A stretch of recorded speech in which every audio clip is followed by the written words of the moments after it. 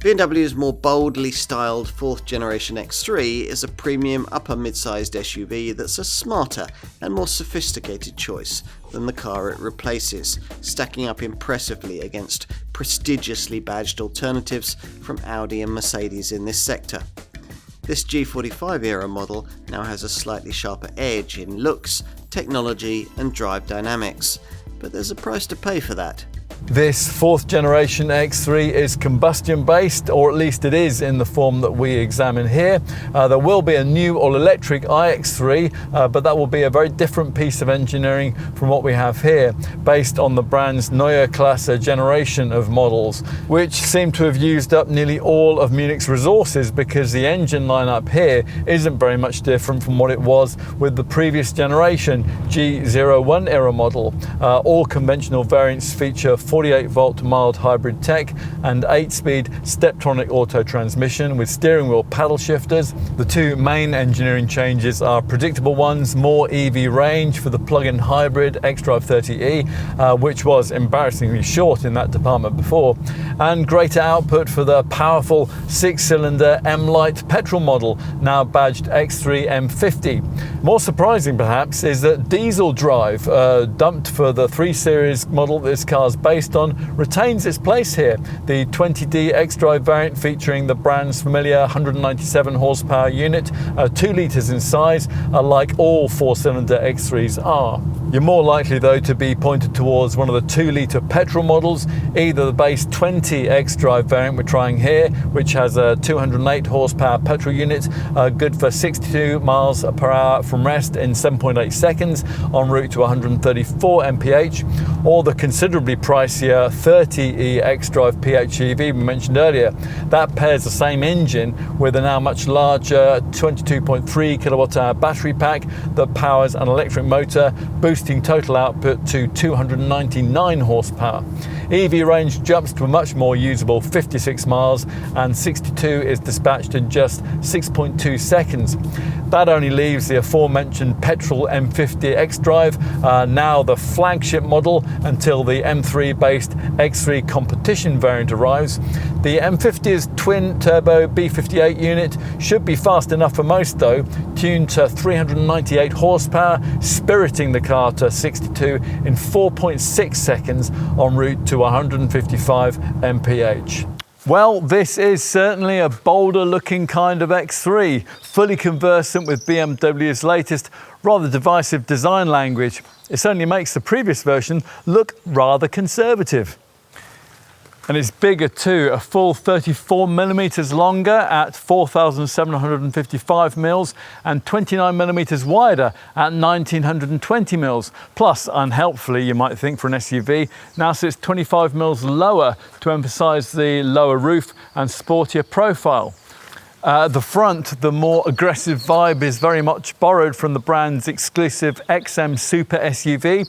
Well, these prominent twin kidney grille panels are anyway, which, as on that car, can wear this test car's iconic glow illuminated frames at extra cost. It's all changed at the rear too, where there's a more sculpted tailgate bearing LED lights, which take the form of a horizontal bar with integral turn signal indicators. Will it be just as different inside? Well, this interior is an equally big step forward from the previous generation model, but you won't be surprised by it if you've tried any of the brand's other more recent models. With this G45 generation, the X3 finally adopts the curved display twin screen arrangement that other BMWs have had for ages. What you won't have previously seen unless you've tried one of the brand's larger recent models is this so-called interaction bar, a multicolored semi-translucent ambient lighting strip which stretches across part of the fascia and even features on the door cards. It's active in the sense that it offers a haptic operation, and it automatically changes colour to denote things like drive modes, climate settings, safety features and incoming phone calls too. It also arches around this Art Deco patterned storage cubby at the base of the centre stack, which BMW's tried to make a feature of rather than covering it up with a lid as it probably should have. What else? Well, this patterned lower bin, BMW calls this a jewellery box, incorporates wireless phone charging, which is very welcome, and the side vents are now operated by a fiddly X3 branded sliding touch controller, which really isn't. Talking of climate functions, we were also disappointed to find that the previous X3's intuitive physical air conditioning controls have now been replaced by awkward touch-sensitive icons on the central screen.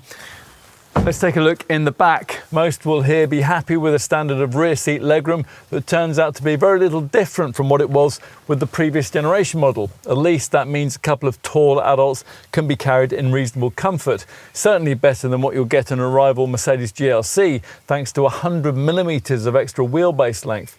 Less positively, replicating the previous design back here also means a bench that can neither slide nor recline, and a pronounced central transmission tunnel that'll make it difficult to accommodate a centre-seated occupant above school age.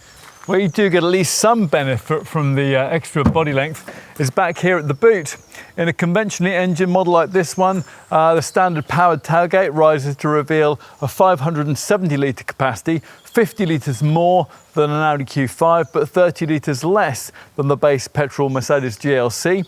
We should point out though that this X3's capacity falls to 460 litres with the PHEV version.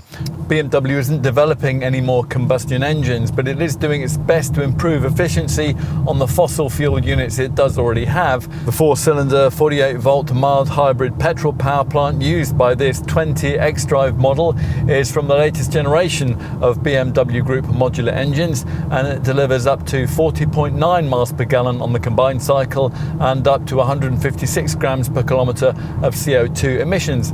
As usual with mild hybrid tech, there's a tiny battery that stores energy from regenerative braking, and then that's used to aid acceleration and to run the engine stop-start system.